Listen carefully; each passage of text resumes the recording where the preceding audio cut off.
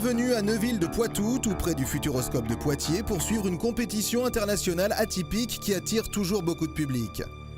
Préparez-vous à suivre la Coupe d'Europe des Nations de Motoball.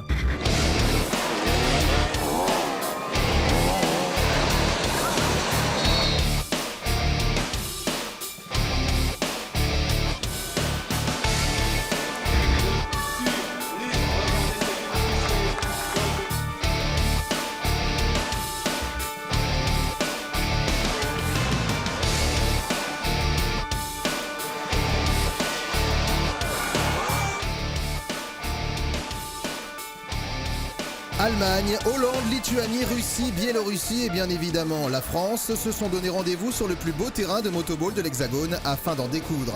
Avant de rentrer plus avant dans la compétition, retrouvons le sélectionneur de l'équipe de France, Gérald Meillet, pour une mise à niveau sur le règlement et la machine utilisée par les motoballeurs. Mais au fait, qui a inventé le motoball ? À un moment donné, on nous disait que c'était les Anglais qui l'avaient inventé. De toute façon, ceux qui l'ont un petit peu démocratisé, répandu, on va dire, c'est quand même ce que j'appelle l'Union soviétique. Pour ma part, notre club à Valréas, on a appris le motoball là-bas au gré d'une tournée dans l'ex-URSS, où à l'époque c'était un sport phare avant la chute du mur. Et donc c'est vrai qu'aujourd'hui c'est à l'Est que ce sport se pratique le plus. Il n'y a qu'à voir le championnat d'Europe où on a une grande majorité de nations de l'Est. On se rend compte avec grand plaisir que la FFM aujourd'hui a vraiment une grande considération à notre égard, qu'ils nous permettent de travailler dans les meilleures conditions et du coup on a bon espoir effectivement de multiplier le nombre de clubs et de licenciés. Une moto de motoball, c'est quand même assez particulier. Est-ce que vous pouvez nous expliquer justement les spécificités de la machine ? Aujourd'hui, la grande majorité des motos sont des motos de marque GasGas. Pour celui qui connaît un peu la moto, ça s'apparentera assez à une moto de super motard. De par sa taille, de par ses pneumatiques aussi, puisqu'on monte des pneus trial dessus. Et puis après, il y a tout un travail des mécaniciens pour créer ou peaufiner des pièces spécifiques qui permettent de mener le ballon. Donc ce qui est vraiment à retenir, c'est la pièce qu'on appelle le guide-balle, qui permet de mener le ballon contre la moto. Ça, c'est une pièce que fabriquent les mécaniciens des clubs. Et ça, c'est une pièce de base. Sans ça, le joueur ne peut pas jouer, clairement. Ensuite, au niveau des vitesses, les vitesses sont à la main. Vous avez un levier pour les monter, un levier pour les descendre. Donc levier d'embrayage et levier de frein avant sont standards, eux. Mais après on a des vitesses pour pouvoir monter et descendre. Et comme on mène des deux pieds, on a une pédale de frein arrière qui se trouve à droite et à gauche. Donc bien entendu, quand on mène du pied gauche, on mène du pied droit et vice versa. Comme vous l'avez vu, il y a quand même beaucoup de chocs, beaucoup d'impact.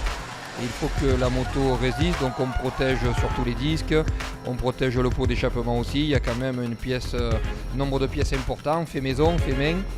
Et ce qui fait malgré tout que ça alourdit fortement la moto et que ce n'est pas facile à manœuvrer. De fait, il y a un poids relativement élevé. Tout le monde joue sur du 2 temps, on n'est pas passé aux 4 temps encore.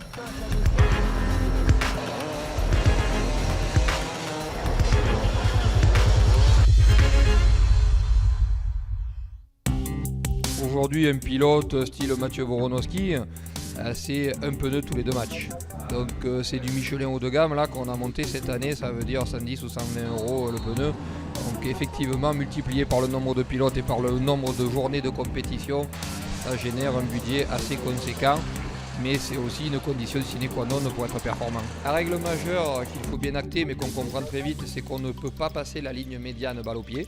On est obligé de faire une passe ou de faire toucher le ballon à un adversaire ou à sa moto d'ailleurs, mais de façon à couper la vitesse, sinon les garçons arriveraient à 120 km/h en face. Donc ça c'est la règle de base. Ensuite il y a une autre règle majeure, c'est la zone de protection du gardien, de façon à le protéger bien entendu. Il lui est formellement interdit d'en sortir et au joueur d'y pénétrer de façon à protéger son intégrité physique.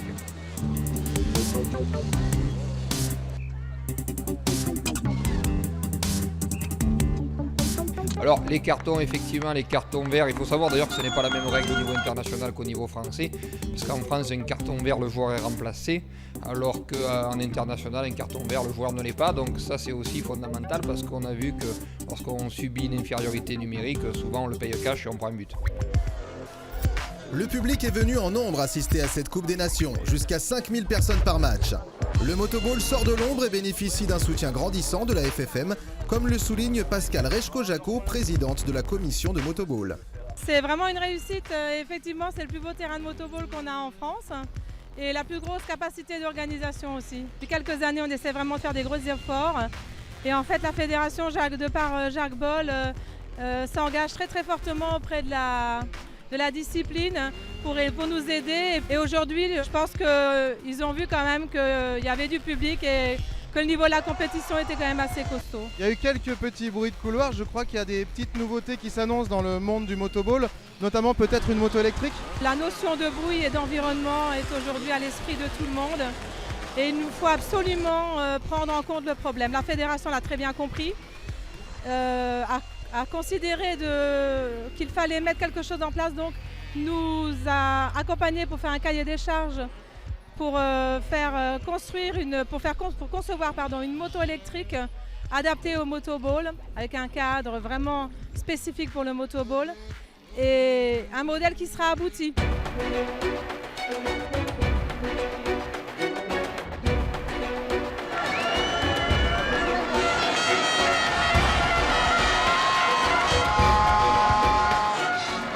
Nous sommes vendredi, mais la compétition fait rage depuis lundi à Neuville-de-Poitou. Après avoir écrasé la Hollande et la Lituanie, l'équipe de France se retrouve en demi-finale face aux Allemands en très grande forme et qui ont eux aussi, tout comme la Russie et la Biélorussie, réalisé un début de semaine exemplaire. La première demi-finale a été remportée par les Russes face aux Biélorusses. Après 4 périodes de 20 minutes, nous saurons qui des Français ou des Allemands se retrouveront face aux tenants du titre en finale. Et dès les premières minutes de jeu, la tension est palpable. Les Français prennent l'ascendant sur les Allemands qui sont poussés à la faute.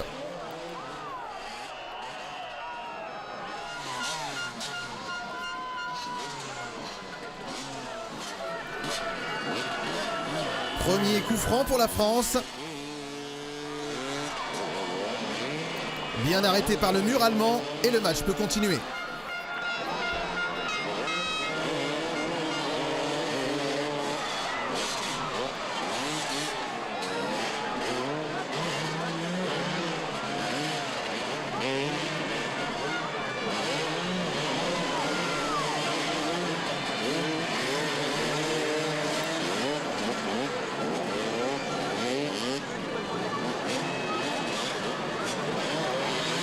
Très bonne possession de balle pour l'Allemagne qui met en place un excellent travail d'équipe. Rapidement, les occasions de marquer ne vont pas manquer pour l'Allemagne, mais c'est sans compter sur le talent de Bertrand Delaveau, auteur de quelques magnifiques arrêts.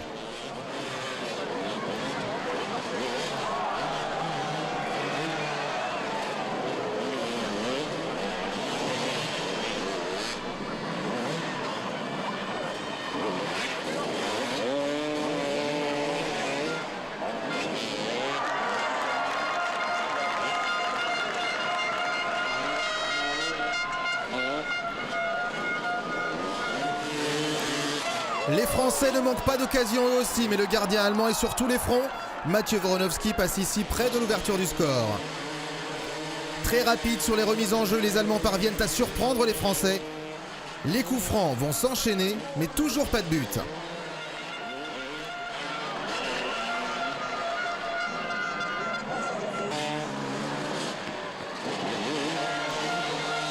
La défense française va pourtant finir par s'effriter face à une construction allemande précise.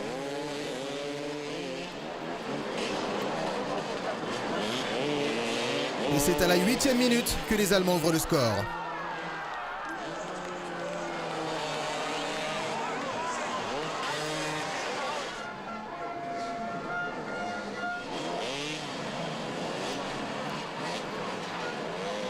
Les Allemands ont maintenant un léger ascendant sur les Français et gardent majoritairement le ballon.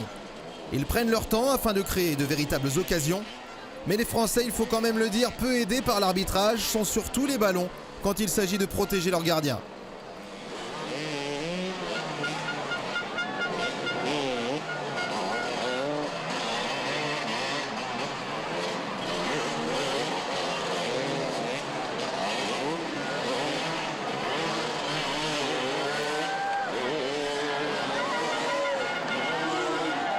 Et malgré tout, les Allemands passent le plus clair de leur temps près du but français et il va devenir difficile pour Bertrand Delaveau d'arrêter tous les ballons. À la 13e minute, 2-0 pour l'Allemagne.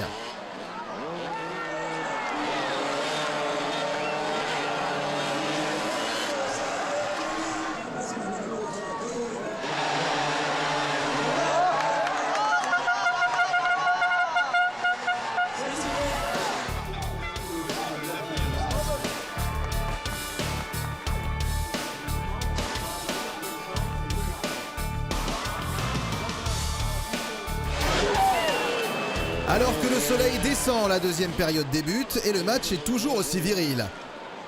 On sent quelques moments d'énervement pour les Français alors que côté allemand, on se construit ses occasions, ce qui donne du boulot à Bertrand Delavo, auteur de superbes arrêts.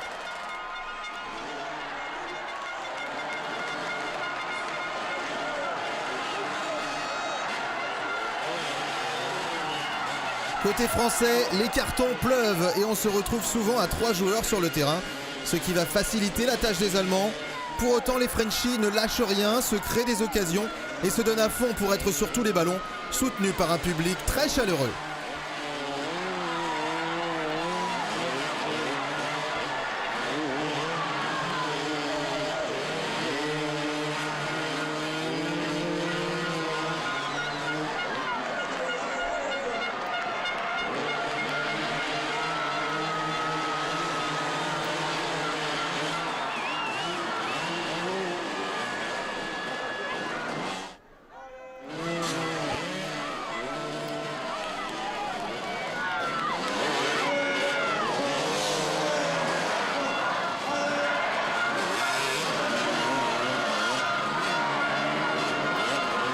Le pressing continue jusqu'en milieu de troisième période. La France va alors subir une faute caractérisée dans la surface. Le pénalty est accordé, ce qui permet aux Français de revenir au score.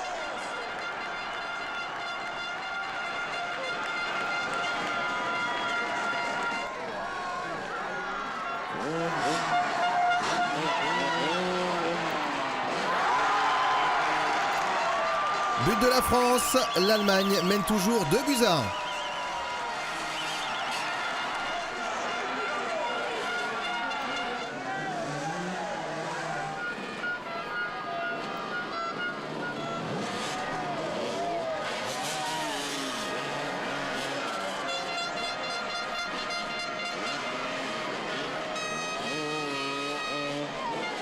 Un tir au-dessus de la transversale, puis un dernier coup franc seront les ultimes occasions d'égaliser pour les Français.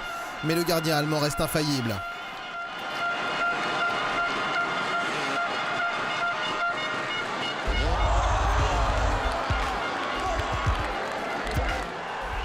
L'Allemagne est donc en finale contre la Russie.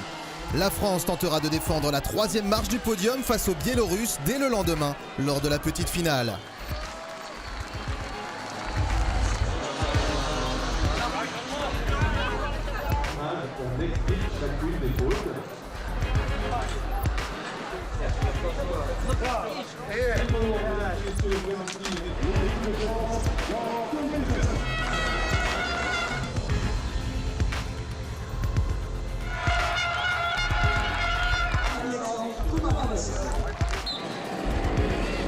Et c'est parti pour 4 périodes de 20 minutes sous une forte chaleur. Les Biélorusses se montrent entreprenants dès le début du match. Mais les Français vont développer une belle stratégie et s'offrent quelques belles occasions face à des Biélorusses collés au ballon.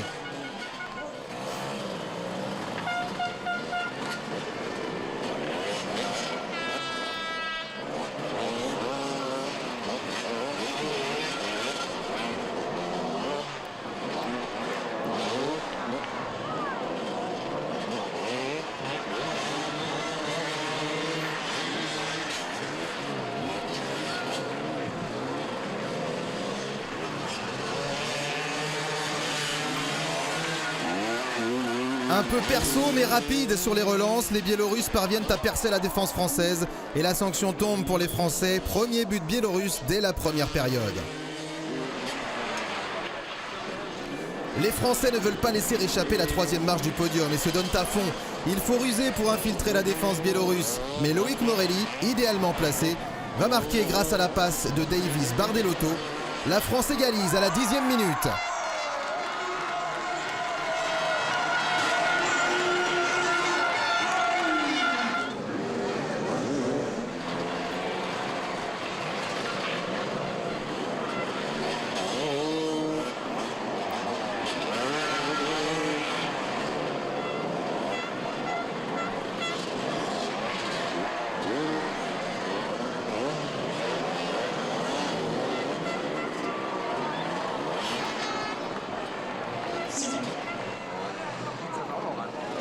Après quelques minutes de jeu, la réponse biélorusse se fera sur coup franc.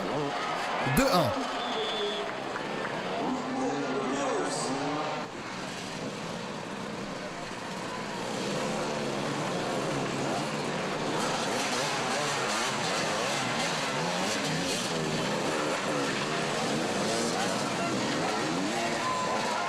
Travail d'équipe formidable des Français qui vont aller une nouvelle fois chercher l'égalisation suite à une belle passe de Mathieu Voronovski.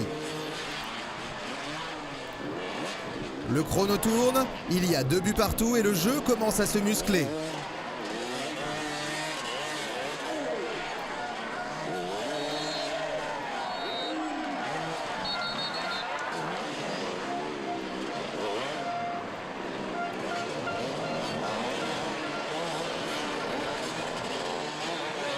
Difficile de percer la défense, Voronovski y parvient, il passe à Compin, mais la balle tape le poteau.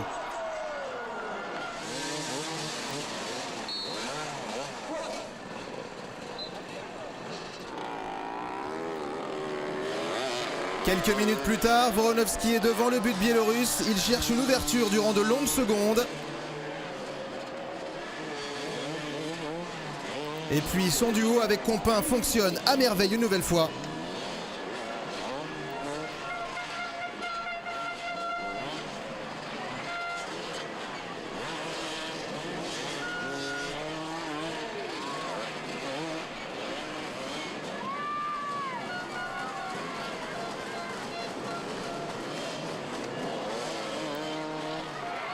Et c'est le but! Les Français mènent alors 3-2 en milieu de 3e période.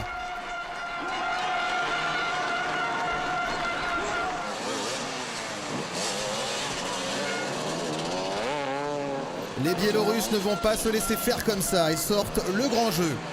Seul, balle au pied, 2 joueurs biélorusses vont infliger une punition aux Français. La fin du match approche et le score est de 4-3 en faveur de la Biélorussie.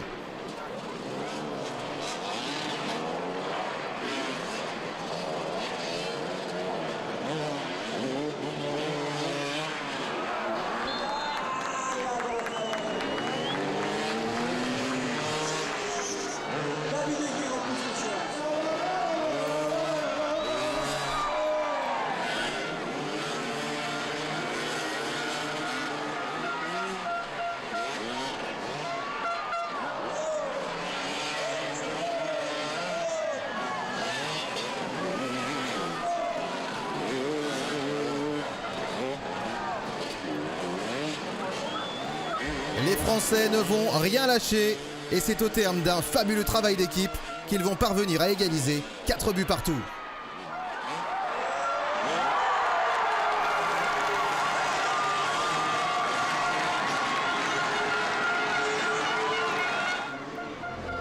La 4e période se termine et laisse place à 2 fois 10 minutes de prolongation.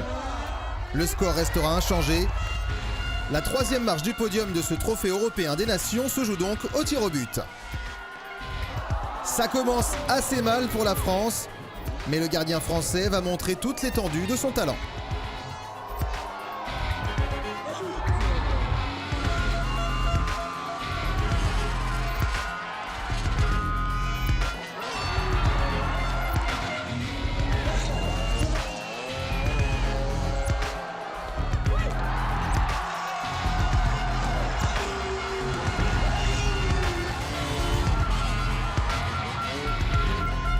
Le gardien biélorusse ne démérite pas non plus et il faut une 2e série de tirs au but pour départager les 2 équipes.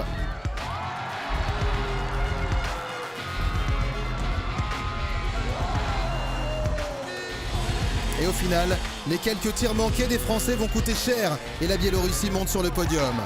La France devra se contenter de la 4e position.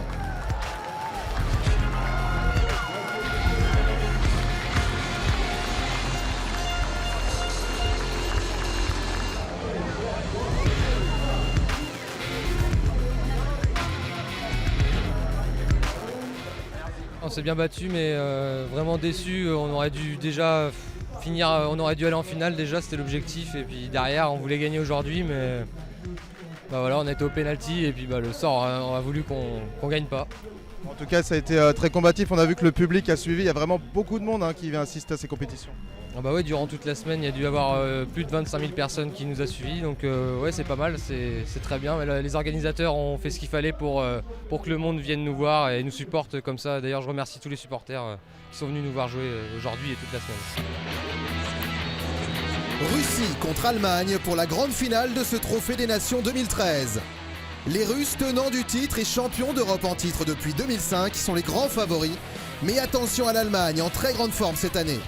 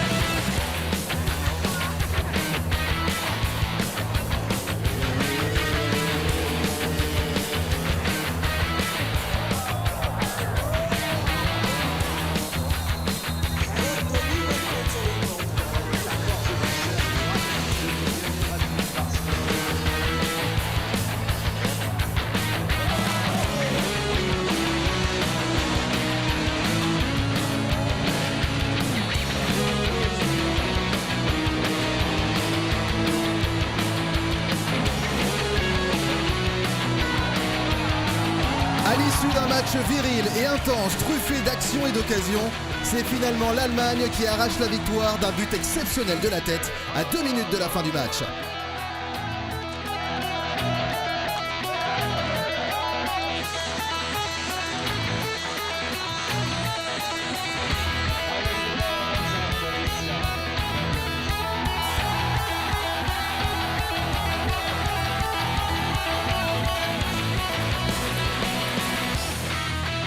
Un grand bravo au Motoclub de Neuville pour la belle organisation de ce Trophée des Nations 2013 et à toutes les équipes de motoball européennes qui ont offert un superbe spectacle au public venu en nombre. Merci d'avoir suivi ce programme et à bientôt. Salut!